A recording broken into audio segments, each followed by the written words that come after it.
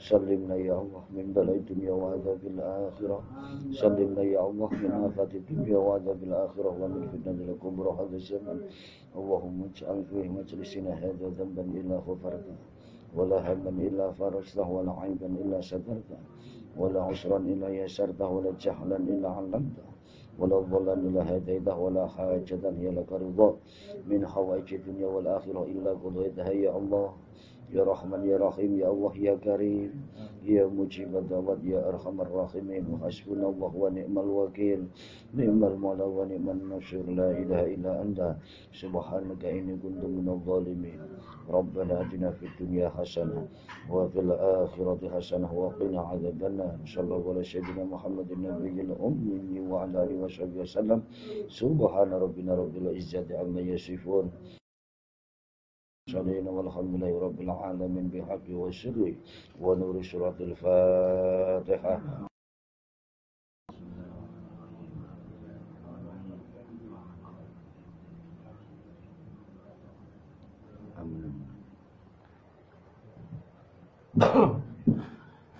Selanjutnya tausiah saking panjenenganipun Habib Abdul Rahman bin Farid Al-Mutarif Al-Jawad Al-Masykur Al-Maktub.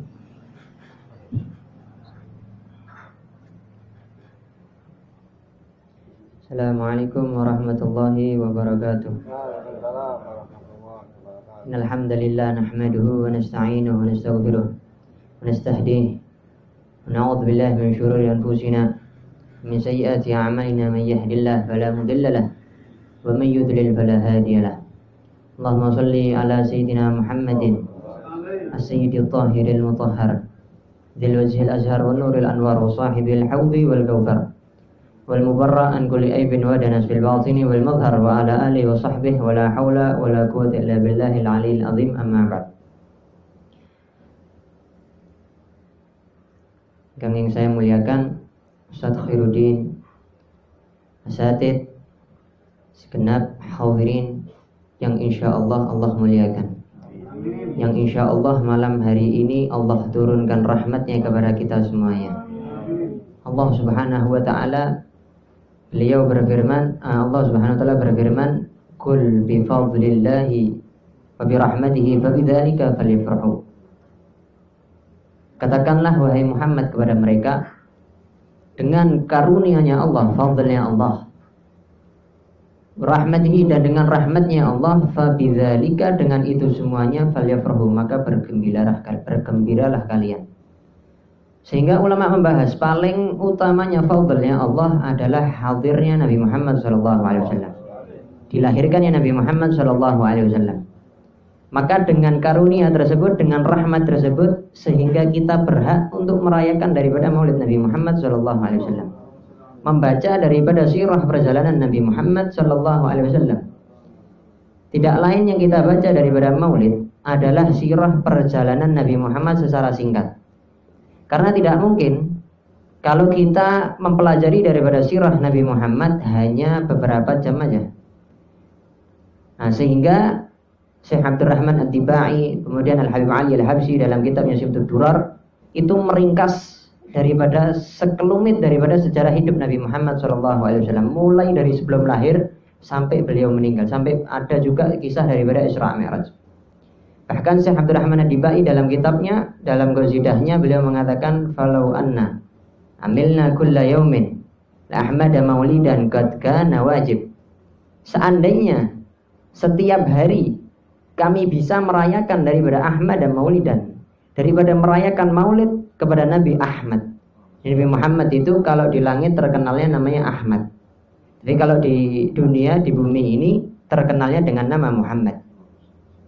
Untuk merayakan daripada maulid, seandainya tiap hari ini kita bisa untuk merayakan daripada maulid qad kana wajib, maka itu semua akan menjadi wajib. Menghadiri maulid Nabi Muhammad, membacakan maulid Nabi Muhammad, merayakan maulid Nabi Muhammad tidak diharuskan setiap tanggal 12 Rabiul Awal. Karena Allah memerintahkan falyafrahu, bergembiralah tanpa ada batas waktunya. Setiap detik kita wajib bergembira dengan lahirnya Nabi Muhammad. Kalau bukan karena Nabi Muhammad, kita bukan menjadi sebaik umat. Kenapa kok kita disebut khairul umam? sebaik daripada umat Nabi Muhammad, sebagai daripada umat, sebaik-baik daripada umat. Karena umat manusia itu banyak. Ada umat daripada Nabi Nuh, umat daripada banyak nabi. Tapi kenapa Allah memilih yang paling terbaik dan yang paling banyak memenuhi surga adalah umat Nabi Muhammad? Karena sebab Nabi Muhammad sallallahu alaihi wasallam, beliau memiliki predikat Habibullah, kekasihnya Allah. Bahkan ketika Nabi Muhammad itu merasa sedih di suatu ketika, Nabi Muhammad sedih. Kemudian malaikat Jibril, Allah ketika melihat kekasihnya sedih, Allah tidak menginginkannya. Mengutus malaikat Jibril, tanyakan kepada Nabi Muhammad, kenapa dia bisa bersedih? Kemudian malaikat Jibril tanya kepada Nabi Muhammad, apa yang membuat engkau bersedih? Allah bertanya. Kemudian Nabi Muhammad mengatakan, aku iri dengan Nabi Ibrahim. Beliau mendapatkan predikat Khalilullah, sahabatnya Allah. Lah aku ini apa? Disampaikan oleh malaikat Jibril kepada Allah, sehingga Allah mengatakan, dia bukan hanya Khalili, bukan hanya sahabatku, tapi dia adalah Habibi, kekasih. Kita mengetahui bersama, sahabat dengan kekasih itu lebih dekat mana? Kekasih. Apapun yang ada dalam diri kita, pasti kita akan ceritakan kepada kekasih kita. Begitu juga Allah Subhanahu wa ta'ala. Ketika Nabi Muhammad mengalami tahun kesedihan, ditinggal mati oleh pamannya dan juga istrinya Sayyidah Khadijah, beliau dipanggil, dihibur Isra Mi'raj. Hiburannya apa? Isra Mi'raj, melihat langit, melihat surga. Sallallahu alaihi wa alihi wasallam. Al-Imam Nawawi Al-Bantani dalam kitabnya Targhibul Mushtaqin, beliau menceritakan satu kisah yang diceritakan oleh Sayyidina Abdullah bin Isa Al-Ansari. Sayyidina Abdullah bin Isa Al-Ansari beliau menceritakan, aku memiliki tetangga. Tetanggaku ini adalah wanita yang sudah tua. Dia memiliki satu anak soleh. Dan anak laki-laki dia soleh, rajin ibadah, anak soleh.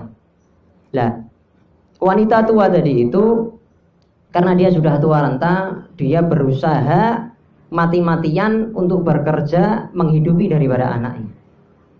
Dia hanya memiliki 1 dinar aja. 1 dinar. 1 dinar ini dia dapatkan dalam keadaan susah payah. Singkat cerita, ini wanita meninggalkan 1 warisan, yaitu apa? 1 dinar. Kemudian anaknya tadi itu memegang warisan tersebut, 1 dinar tadi itu, kemudian mengatakan, 1 dinarnya ibuku ini dia dapatkan dalam keadaan susah payah, maka tidak akan aku sia-siakan ini uang. Ini 1 dinar akan aku manfaatkan untuk amal akhirat untuk ibuku. Habis itu singkat cerita, ini anak soleh, suatu ketika dia berjalan, kemudian dia melewati 1 rumah yang di situ dibacakan berzikir kepada Allah dan merayakan daripada Maulid Nabi Muhammad. Membaca Maulid Nabi Muhammad ada di situ. Kemudian dia ikut nimbrung ada di situ, dia duduk, ikut nimbrung, ikut sholawatan, ikut membacakan Maulid. Malamnya ini anak bermimpi ada di surga. Kemudian ada hatif itu suara yang tidak ada wujudnya. Berseru, ayo Fulan bin Fulan, waktunya kamu memasuki surganya Allah. Kemudian ada beberapa golongan itu yang memasuki surga untuk memasuki 1 istana. Istana yang luas melebihi daripada dunia dan seisinya. Ada bidadari yang tidak bisa untuk dihitung. Nikmat apa lagi? Mala ainun ra'at, yang tidak pernah dipandang oleh mata surga ini. Wala udhunun sami'at, tidak pernah didengar oleh telinga. Wala khatara ala qalbi bashar, tidak pernah terlintas dalam 1 hati manusia. Kita membayangkan paling mentok itu surga lebih daripada itu. Semoga kita bisa masuk surganya Allah Subhanahu wa taala. Ketika ini pemuda, ada beberapa gerombolan tadi itu dipanggil oleh hatif tadi itu, suara tadi itu untuk memasuki surga, masuk ke istana tersebut. Ini pemuda masuk dalam golongan tersebut. Masuk ke istana tersebut, ngelihat ada istana yang luar biasa. Senang ini anak. Kemudian ketika dia ngelihat ke samping daripada istana tersebut, ada beberapa orang yang masuk ke istana yang lebih indah daripada istana yang dia tempati. Sehingga dia ingin untuk masuk ke istana tersebut. Akhirnya dia berpindah daripada istana tersebut kepada istana yang lebih baik tadi itu, yang lebih indah tadi itu. Ketika hendak masuk dicegah oleh malaikat, ini bukan tempatmu. Ini tempat istana ini bagi seseorang yang merayakan Maulid Nabi Muhammad sallallahu alaihi wa alihi wasallam. Bangun daripada tidurnya, ini anak berjanji, saya bernazar saya akan memanfaatkan 1 dinar yang dimiliki oleh ibuku, yang ditinggalkan daripada ibuku ini, untuk aku sedekahkan bagi sesiapapun yang merayakan Maulid Nabi Muhammad SAW. Akhirnya 1 dinar ini dia gunakan untuk sedekah kepada orang yang merayakan Maulid Nabi. Kamu ingin merayakan Maulid Nabi? Ini saya punya 1 dinar, mungkin bisa membantu. Dia gunakan 1 dinar tersebut untuk apa? Merayakan Maulid Nabi. Sampai dia akhirnya memanggil daripada fakir miskin, kemudian kumpul bareng untuk membaca zikir kepada Allah dan bersolawat merayakan daripada Maulid Nabi Muhammad SAW. Sampai suatu ketika ini anak mimpi lagi. Dalam mimpinya dia bertemu ibunya dalam keadaan memakai pakaian ahli surga. Pakaiannya indah, luar biasa. Seperti pakaian ahli surga yang disifati. Ketika datang ini ibu dalam keadaan bergembira, senyum. Ini anak ketemu, salaman sama ibunya. Gimana bu? Gimana kabarnya? Dalam mimpi. Kemudian ini anak tanya, kok ibu bisa memakai pakaian seperti ini? Kok indah? Kemudian ini ibu mengatakan, ini pakaian langsung dari malaikat memberikan kepada ibu. Kenapa bisa seperti itu, hai ibu?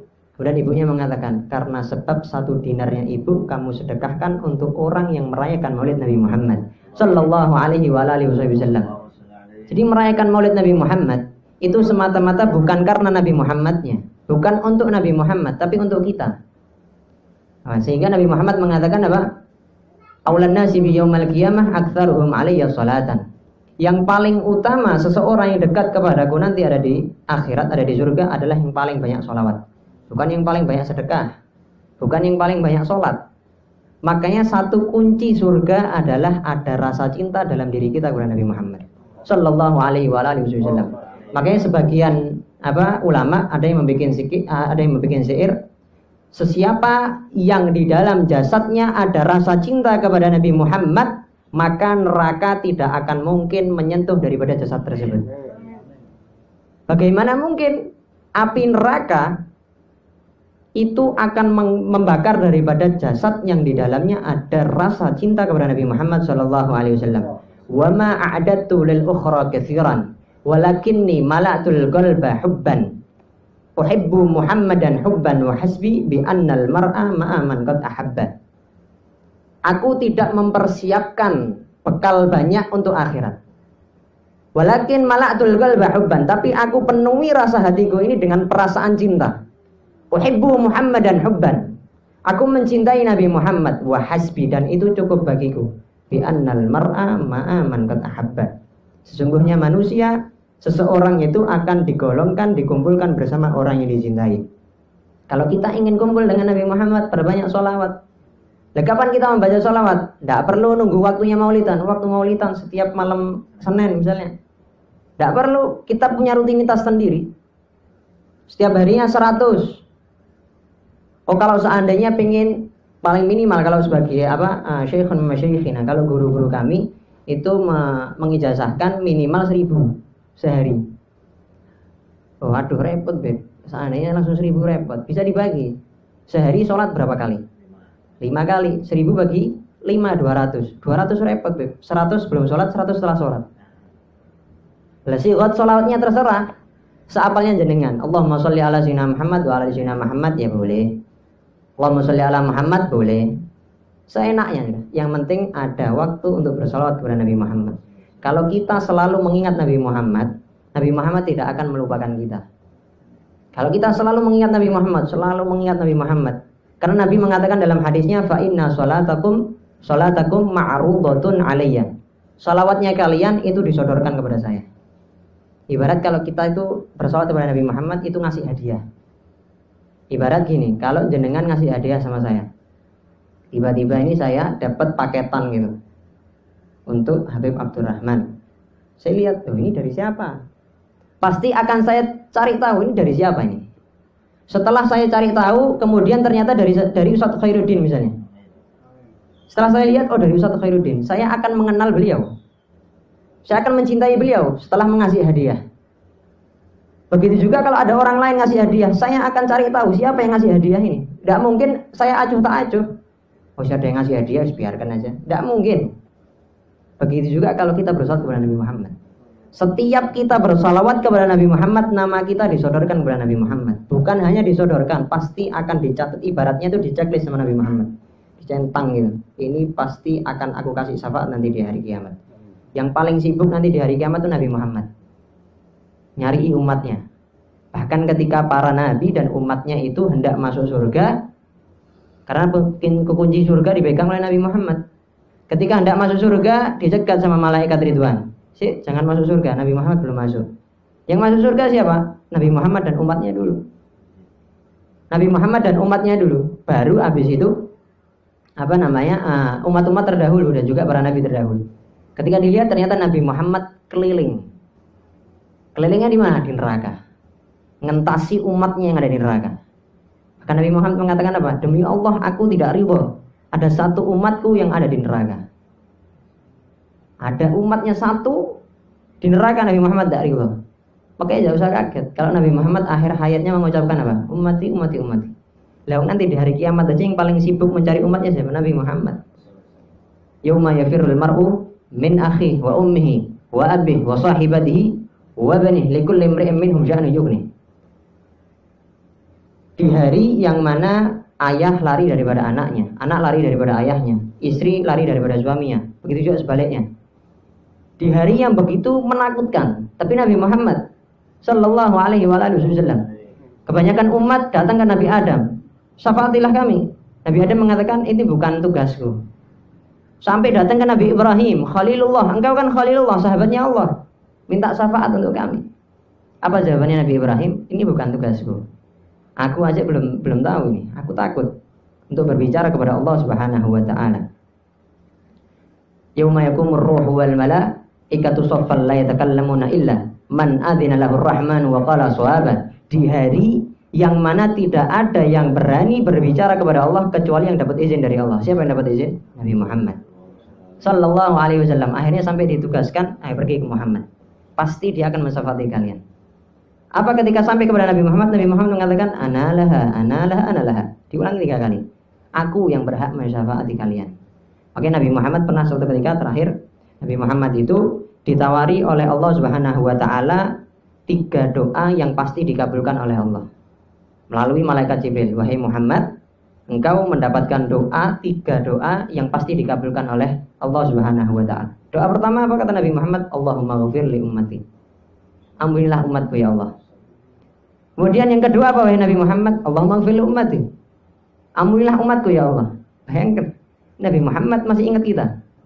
Bahkan ketika Isra Mi'raj, ketika bertemu Allah Subhanahu wa taala, beliau masih ingat daripada hamba-hambanya Allah Subhanahu wa taala, termasuk daripada umat Nabi Muhammad. Assalamu alaina wa ala ibadillahis salihin. Keselamatan bagi kami dan kepada hamba-hambanya Allah yang saleh. Kemudian yang ketiga tadi itu malaikat mengatakan, apa yang ketiga ya Allah? Ya Rasulullah. Rasulullah mengatakan, yang ketiga aku simpan nanti untuk di akhirat, untuk mensyafaati daripada umatku. Sallallahu alaihi wa ala alihi wasallam. Semoga kita semuanya mendapatkan daripada syafaat Nabi Muhammad. Kita penuhi hati kita untuk mencintai daripada Nabi Muhammad sallallahu alaihi wasallam. Kunci surga satu sudah. Mencintai Nabi Muhammad, insyaallah kita bisa masuk bersama Nabi Muhammad sallallahu alaihi wa alihi wasallam. Rabbi fanfa'na bi barakatihim wahdina al-husna bi hurmatihim wa amizna fi tariqatihim wa mu'afatihim min al-fitani. Hadza minni. Wassalamualaikum warahmatullahi wabarakatuh.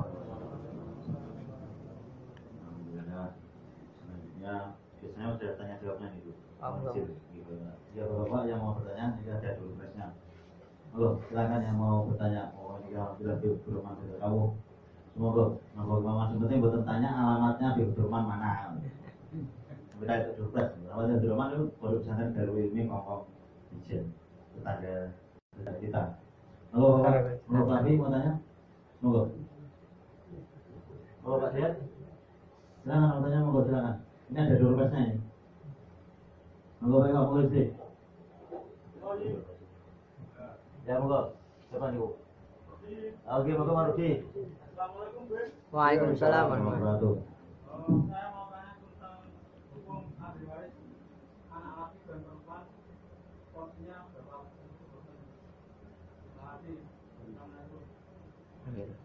Gini, ahli waris kalau seandainya dalam Al-Quran disebutkan lidzakari mithlu hadzil unthayain, seorang laki-laki itu dapatnya 2 Kalau perempuan dapatnya 1. Lidzakari mithlu hadzil unthayain. Kalau untuk pembagiannya tinggal dilihat dulu. Tersisa ahli warisnya tersisa siapa aja. Jadi tersisa siapa aja, baru nanti ada pembagiannya berapa, pernya berapa. Gitu. Dilihat daripada kisahnya dulu. Kalau kurang detailkan Pak Di. Kalau kurang belum jelas itu. Oke. 4 anak yang masih hidup hanya 3. 3 laki semua Pak, perempuan. Yang pertama cewek, kedua cowok, ketiga cewek.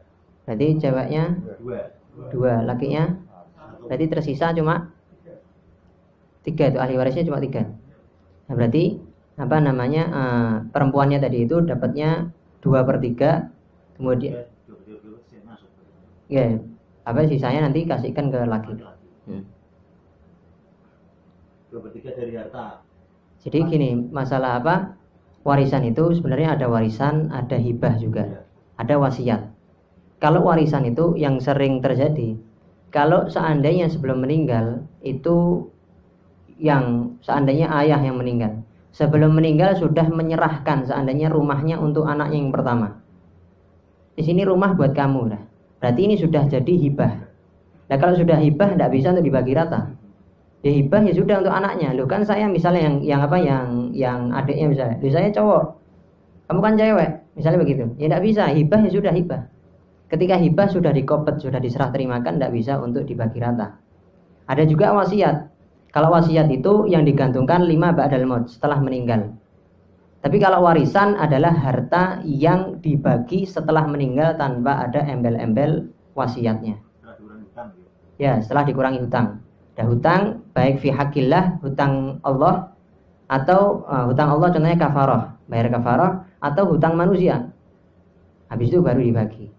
Tapi kalau setelah dibagi daripada hutang kepada Allah dan hutang kepada manusia habis, ya sudah ada warisan.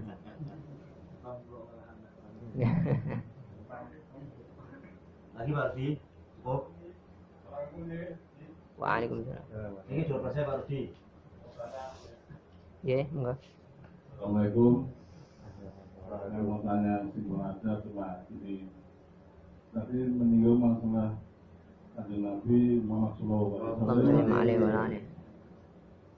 Nanti apabila kemudian hari itu kita mau dikasih syafaat sama Kanjeng Nabi.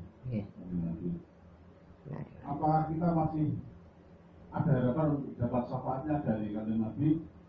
Padahal waktu kita hidup di dunia itu pernah melawan dan durhaka sama orang tua. Oke, sudah. Ya. Itu benar.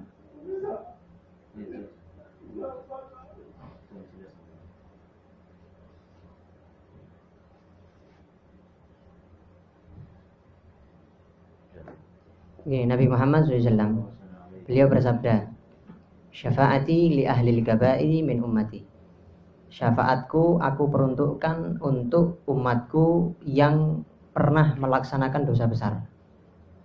Artinya dosa besar aja yang pernah dilakukan oleh umat Nabi Muhammad itu masih berhak mendapatkan daripada syafaatnya. Apalagi yang tidak pernah melaksanakan dosa besar.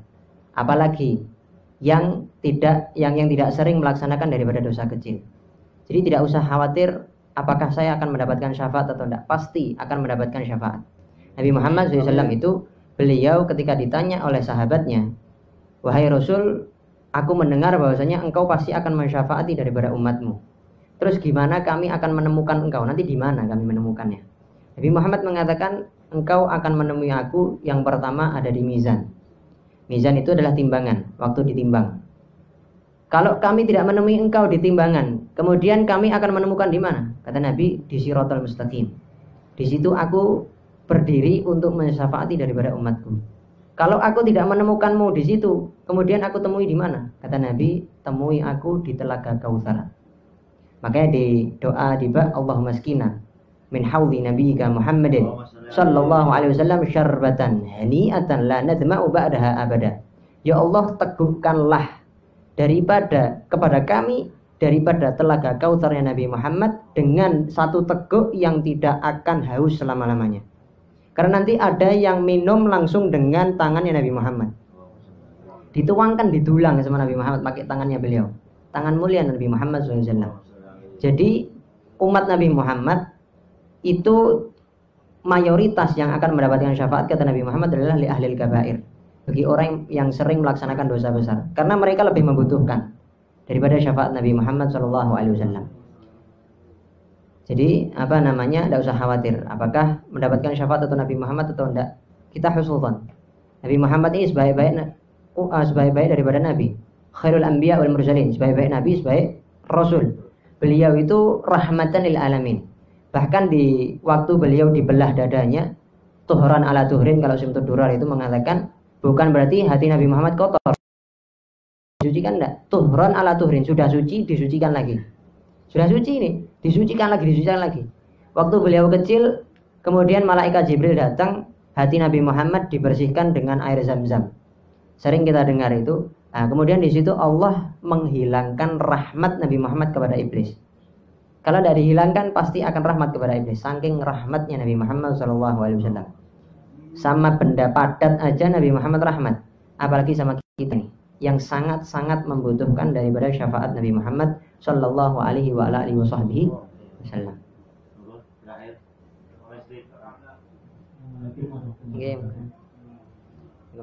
Berkaitan dengan kehidupan kita sehari-hari, khususnya bagi kami yang tinggal di perumahan yang sangat penting, karena biasanya ingin nanam sudah ada nanam pohon dan kondisinya ada mangklung ke tetangga, ada mangklung ke jalan. Nah, ini berkaitan dengan buah-buahan yang kondisinya terjadi, bukan cuma pekarangan tapi nyebrang ke tetangga, nyebrang ke jalan itu. Nah, hak-haknya bagaimana tetangga dan orang lain pemilik pohon. Mohon karena biasanya orang jalan juga tidak ya tidak ambil. Nah, itu pun Jadi gini, dalam jual beli, pengertian jual beli itu akdun muawadhatin. Maliyatin tufidu milka ainin au manfaatin ala ta'bid. Ada akad timbal balik berupa harta yang tujuannya akad tadi itu apa? Memberikan faedah kepemilikan suatu benda. Saya beli HP kepada jenengan, kemudian saya kasih uang, jenengan kasih HP. Berarti sudah kepemilikannya berpindah. Nah, yang kedua au manfaatin ala ta'bid, atau jual beli manfaat untuk selama-lamanya. Beda dengan sewa menyewa. Kalau sewa menyewa bukan untuk selama-lamanya. Ada waktunya, ada muddahnya. Nah, contohnya gimana manfaat ala ta'bid? Saya kasih contoh lain begini. Seandainya rumah saya itu depan daripada, jadi rumah saya itu dekat daripada di perumahan seperti ini. Misalnya sini rumah saya. Kemudian depan itu jalan tadi itu ibarat misal seandainya itu milik saya. Nah, setiap orang yang hendak pergi ke sana, seandainya itu jalan milik saya, jadi itu masih milik saya seandainya. Kalau orang yang mau pergi ke sana, itu kan harus izin saya dulu, karena itu tanahnya saya. Kalau lewat tanpa izin, maka hukumnya haram, milik saya, kan begitu. Nah, kalau seandainya perlu izin terus kan kesel. Makanya dalam jual beli ada pembahasan jual beli manfaat. Misal jenengan bilang ke saya, Habib, manfaat daripada jalan tersebut saya beli ya, untuk saya mondar-mandir di situ. Ya sudah, saya jual. Nah, ini hukumnya boleh. Bai'u haqqil mamar. Kalau dalam fikih dibahas seperti itu. Lah kalau ada misalnya jenengan punya tumbuhan, kemudian daripada buahnya ada yang menjulang ke tetangga sama ke mana? Ke jalan, maka disyaratkan minta izin kepada tetangga tadi itu. Ini ada buah yang julang ke tempatnya jenengan. Kalau jenengan ridho, ya sudah. Berarti jenengan tidak wajib untuk memberikan daripada uang. Tapi kalau tetangga tadi itu menjual manfaat, kalau begitu itu ada dapat daripada tanahnya tanpa ada izin, kemudian tanpa ada ridho di situ, maka itu termasuk daripada al-adza, mengganggu nantinya. Mengambil daripada hak, walaupun cuma hak cuma julangan gitu aja kan, tanpa mengambil sedikit daripada tanah. Tajawazul auzunan. Siapa yang berbicara hanya keluar dari lisannya saja, bukan dari hatinya, maka tidak lain dan tidak bukan hanya masuk telinga kanan keluar telinga kiri. Kalau misalnya bisa dengan lisan, pakai lisan. Kalau saya pakai lisan, saya takut menyakiti hatinya. Tidak bisa. Dia orangnya misalnya sensitif. Orangnya sensitif, tidak bisa untuk dinasihati misalnya, atau takut nyinggung misalnya. Maka kata Nabi, fa illam yastati' fa biqalbihi, maka cukup dengan hati, yang penting ada mungkar, ada keingkaran. Saya ingkar sama perbuatan tersebut ya Allah. Nabi mengatakan wadzalika ka'aful iman, itu yang paling lemah, derajat yang paling lemah. Tidak bisa ngomong, tidak bisa dengan kekuasaan lisannya, tidak bisa dengan lisannya, dengan hatinya. Yang penting hatinya itu ada ingkar. Ya Allah, dia ini berbuat mungkar dan saya ingkar. Cuma saya tidak bisa untuk berbuat kecuali hanya ingkar dalam hati saja. Tapi kalau hatinya dia tidak ada ingkar, lisan pun tidak ada mungkar kepada dia, kepada orang yang berbuat mungkar, dia akan ikut dosa. Jadi jenengan minimal hatinya ingkar sudah. Urusan kalau lisan, kalau jenengan bisa mengucapkan, ya wajib mengucapkan. Jadi kalau seandainya bisa dengan lisan, tidak bisa untuk hati aja tidak bisa. Oh bisa dengan lisan, ya pakai lisan. Kalau bisa pakai lisan, ya pakai lisan. Tidak bisa, yes. Paling mentok hati. Yang penting hati ingkar. Tapi kalau ikut nimbrung di situ tanpa ada ingkar, maksudnya tidak ada ingkar sama sekali, yes, biasa aja, tidak prihatin sama sekali. Makanya Nabi mengatakan al muslim akhul muslim. Muslim itu saudara dengan muslim yang lain. Muslim itu saudara dengan muslim yang lain. Artinya satu berbuat dosa, dia akan merasa sumpek juga. Jangan sampai dia masuk ke nerakanya Allah. Diajak bareng-bareng untuk ke surga. Kalau hatinya sudah ingkar, nah ukuran paling mentoknya lagi, hatinya yang ingkar dan dia berdoa mendoakan itu saudaranya. Karena paling cepatnya doa dikabulkan oleh Allah adalah doa seorang hamba kepada saudaranya. Jadi kalau jenengan punya hajat ini, pengen cepat dikabulkan hajatnya, doakan saudara Anda. Doakan saudaranya jenengan tanpa dia ketahui. Misal saya punya hajat, saya doakan Ustaz Khairuddin di sepertiga malam tanpa diketahui Ustaz Khairuddin. Nanti hajatnya saya yang saya doakan kepada Ustaz Khairuddin, hajat-hajatnya Ustaz Khairuddin dikabulkan oleh Allah begini, itu akan kembali kepada saya. Jadi ada 7 doa yang tidak akan ditolak oleh Allah. Salah satunya itu da'watun lil akhi bil ghaibi. Doanya seorang muslim kepada saudaranya dalam keadaan ghaib, tidak diketahui. Jadi yang penting hati ingkar dan doakan dia. Karena Allah mengatakan kepada Nabi Muhammad SAW, innaka lan tahdi man ahbabta. Engkau wahai Muhammad tidak bisa memberi hidayah kepada orang yang engkau cintai. Urusan hidayah siapa yang ngasih? Allah. Tapi kita tujuannya apa? Ya ngasih tahu. Tidak bisa ngasih tahu, yang penting hati ingkar. Kemudian doakan di sepertiga malam. Karena doa kata Imam Syafi'i itu silahul mukmin, senjatanya orang mukmin. Kita punya senjata yang ampuh, yaitu apa? Doa, berbanyak doa. Kita punya Tuhan ya, khairat, punya Tuhan, sebaik-baik Tuhan, Allah Subhanahu wa Ta'ala.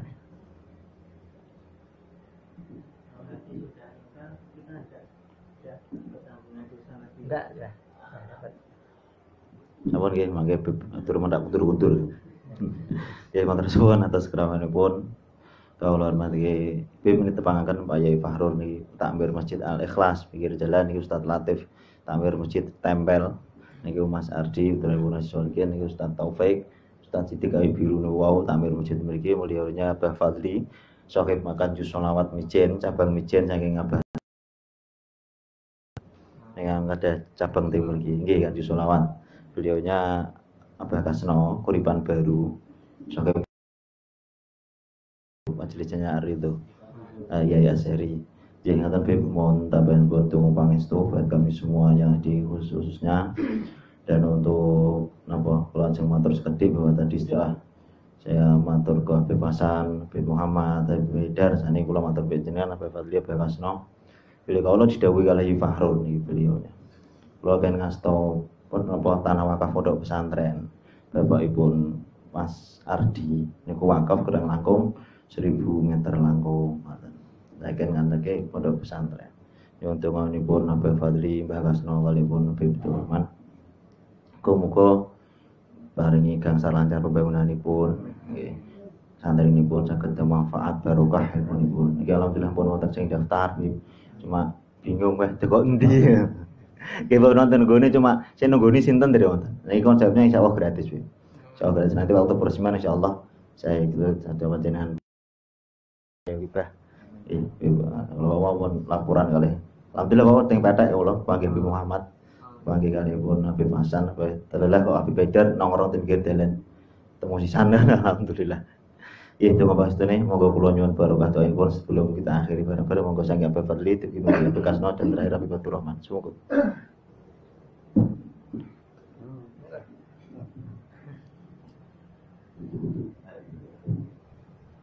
Bismillahirrahmanirrahim. Allahumma shalli wa sallim ala sayyidina Muhammad wa ala sayyidina Muhammad salatan tujina biha min jami'il ahwal wa tadhiluna biha min jami'il hajat wa zahiruna biha min jami'il sayyi'at tarfa'una biha indaka ala darajat wa tuballighuna biha salawat min jami'il khairat fil hayah wa ba'da al-mat. Allahumma inna nas'aluka min khairin ma sa'alaka min abdika sayyidina Muhammadin sallallahu alaihi wasallam wa ibadika salihin. Nasta'idzuka min sharri ma sa'alaka min abdika sayyidina Muhammadin sallallahu alaihi wasallam wa ibadika salihin. ونسألك من الخير والعاجل وآجل ما منه وما لم نعلم من الشر والعاجل وآجله ما لم منه وما لم نعلم ونسألك الجنة وما قربها من قول وعمل ونية واعتقاد ونعوذ بك من النار وما قربها من قول وعمل ونية واعتقاد نوينا كما نوى أسلافنا وأهلنا ورجالنا ومشايخنا الله يدخل نياتنا في نياتهم وعملنا في عملهم على هذه النية وكل نية صالحة وما قصدنا وما طلبنا وإلى حضرة النبي مصطفى محمد صلى الله عليه وسلم. الفاتحة. Amin. Bismillahirrahmanirrahim. Tawasul monggo monggo tawasul.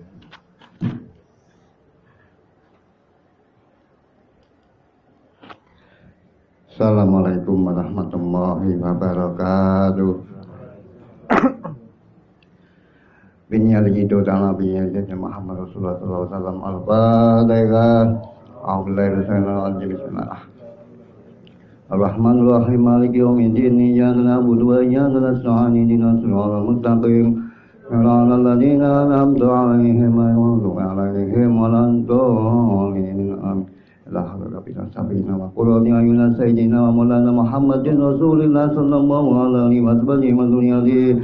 أنويا من وجادهم الجنة ينفعنا من مرقاتهم مرمة عصرهم وعنوئهم وعن أرحالهم علومهم في الدنيا والآخرة. الفاتحة.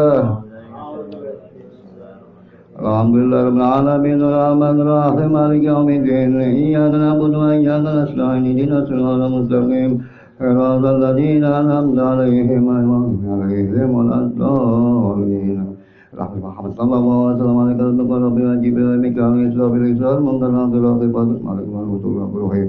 Sallallahu alaihi wa sayyidina Abdul Qadir Al-Jailani radhiyallahu anhu sallallahu alaihi wasallam Muhammad sallallahu alaihi wasallam Adam Hawa Ibrahim Ismail wa Nuh Musa Harun wa Isa wa Yusuf wa Musa wa Ibrahim wa Sulaiman wa Yahya wa Rabbil Wasidil Sayyidina Abu Bakar Sayyidina Umar Khattab Sayyidina Utsman Affan Sayyidina Ali bin Abi Thalib Sayyidina Bakar bin Ali Ba'alawi Sayyidina Muhammad Al-Sari Sayyidina Ahmad Al-Sattar Sayyidina Abu Bakar bin Salim Sayyidina Wil Haraja Musafir Abdul Abdul Sakuran Musafir Hanafi Maulik Muzi Uzari Ali Zainal Abidin Jawara Zali Hamza Azmal Al-Salman Salman Al-Faridi Udana Sabadi Hasan Alisari Hasan Husain Fatimah bin Syarifah bin Rasulillah sallallahu alaihi wasallam anna wa ya'budu wa jadihul jannah yang fauna mimma waqadihim qaromali asarihim wa anwarihim wa ali ulumihim fi dunya wal akhirah. Wal Fatihah.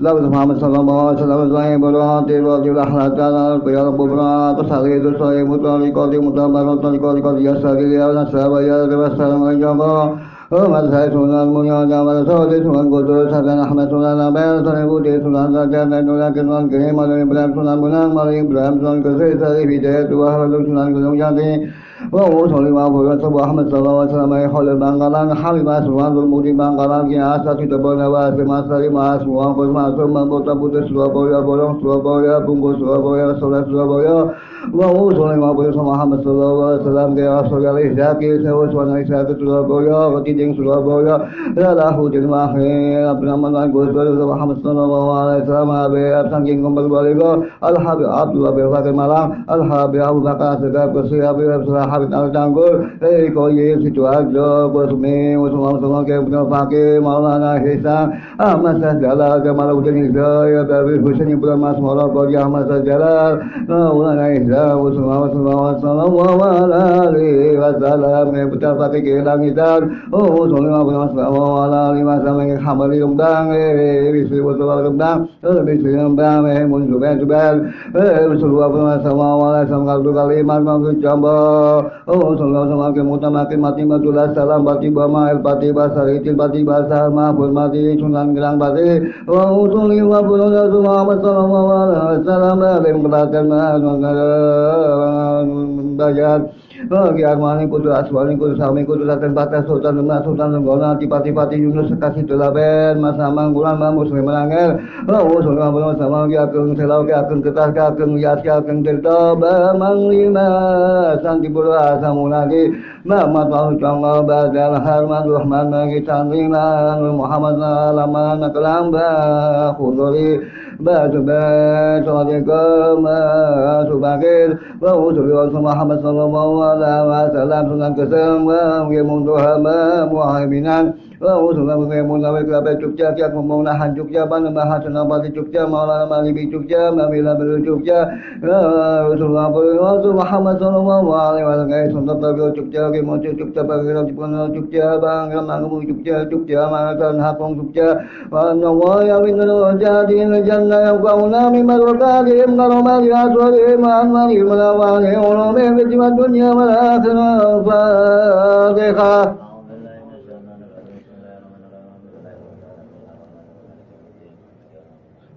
Ada Muhammad sallallahu alaihi wasallam yang tabu mansani babu coba tiba promo wa sunani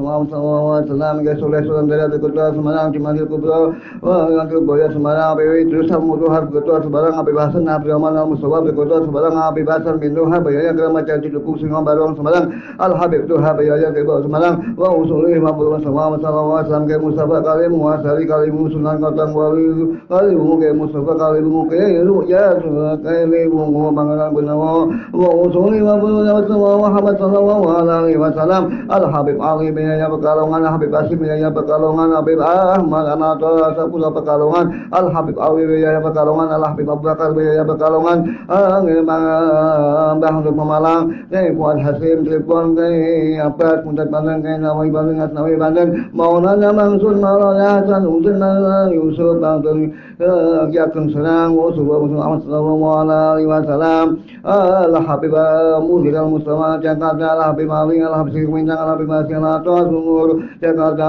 Surah al habib Tangguh Muhammad Mbah Peyu Wataila Wataila Jakarta al habib Habib Hadis Solo Habib Ali Muhammad Hadis Solo Abu Bakar Solo Habib Ali al Maliki al habib Abdul al habib Abu Bakar Abdullah bin Talib Alatos al habib Abdullah bin Talib Alatos al habib Zaman Kelang Habib Jabal Sodik Al-Qafudus Al-Nawaya Bidul-Wajah Jangan yang fauna Mimal Karim Karumat Ya Zaliman Walihim Al-Wahani Ulum Bibi Jibat Dunia Wal-Akhir Wal-Fatihah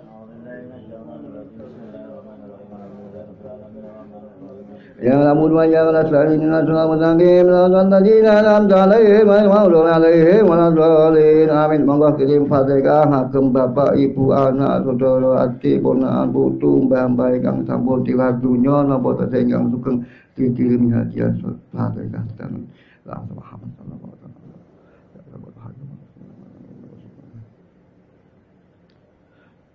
Al-Fatihah. A'udzubillahi minasyaitonir rajim. Bismillahirrahmanirrahim. Alhamdulillahi rabbil alamin. Arrahmanir rahim. Maliki yaumiddin. Iyyaka na'budu wa iyyaka nasta'in. Ihdinas siratal mustaqim. Siratal ladzina an'amta 'alaihim ghairil maghdubi 'alaihim waladdallin. Amin. Muhammad sallallahu alaihi wasallam. Bapak Haji Soekarno, Bapak Haji Soeharto, Bapak Haji Abdurrahman Wahid Gusdur, Bapak Habib bisa aman berkah khususipun kampung Galbon berkah barokah kepengin bala penyakit musibah Rasulullah sallallahu alaihi wasallam hajatipun ngambung Bapak tadi Pak Ustaz Muhyiddin berkah barokah majelis nika istiqomah berkah barokah bermaslahat umat manungsa Fatihah Bismillahirrahmanirrahim Bismillahirrahmanirrahim Maliki yaumiddin Iyyaka na'budu wa iyyaka nasta'in ihdinas siratal mustaqim Adzal ja'alna alaihim wa alaihim Muhammad sallallahu alaihi wasallam Al-Habib Muhammad Lutfi bin Ali bin Hasim Yahya Jalus Pekalongan Syekh Abdul Malik bin Waqata Hasan Ali Zadili Allahumma ja'al darajatihi bil jannah fa'amna min barakatihim karomati wa asri iman wa iman wa hadi ulumi fi dunya wal akhirah al-Fatihah Bismillahirrahmanirrahim Alhamdulillahirrahmanirrahim Maliki yaumiddin Iyyaka na'budu wa iyyaka nasta'in Bismillahirrahmanirrahim Qul huwallahu ahad Lam yalid wa lam yulad wa lam yakul lahu kufuwan ahad Bismillahirrahmanirrahim Qul huwallahu ahad Allahu samad Lam yalid wa lam yulad wa lam yakul lahu kufuwan ahad Bismillahirrahmanirrahim Qul huwallahu ahad Lam yalid wa lam yulad wa lam yakul lahu kufuwan ahad Bismillahirrahmanirrahim Qul a'udzu birabbil falaq min sharri ma khalaq wa min sharri ghasiqin idza waqab النفاثات في العقد ومن شر حاسد إذا حسد بسم الله الرحمن الرحيم قل أعوذ برب الناس مالك الناس إله الناس من شر الوسواس الخناس الذي يوسوس في صدور الناس من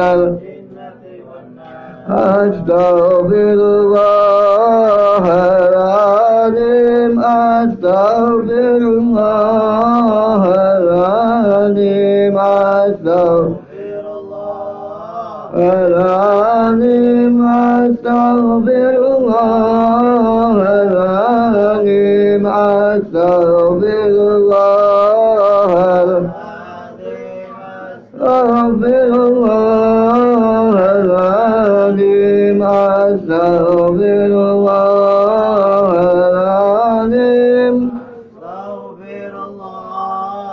العظيم أستغفر الله العظيم العظيم أستغفر الله العظيم أستغفر الله العظيم أستغفر الله العظيم العظيم أستغفر الله العظيم صلى الله على محمد صلى الله على محمد صلى الله على محمد صلى الله محمد صلى الله على محمد صلى الله على محمد صلى الله صلى الله على محمد صلى الله على محمد صلى الله على محمد صلى الله على محمد صلى الله على محمد صلى الله محمد على محمد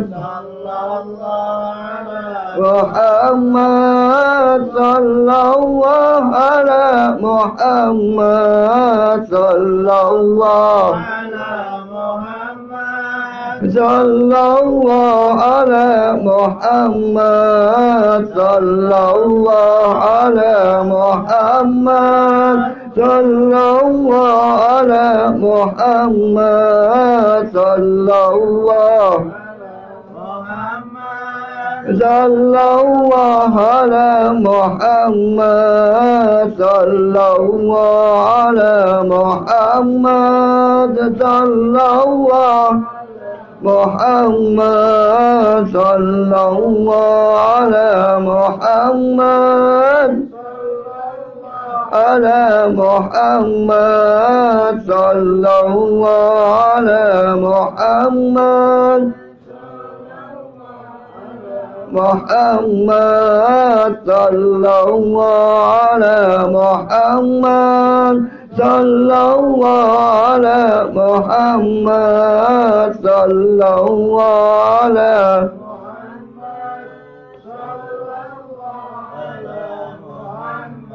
La ilaha illallah La ilaha illallah La ilaha illallah La ilaha illallah illallah La ilaha illallah La ilaha illallah La ilaha illallah La ilaha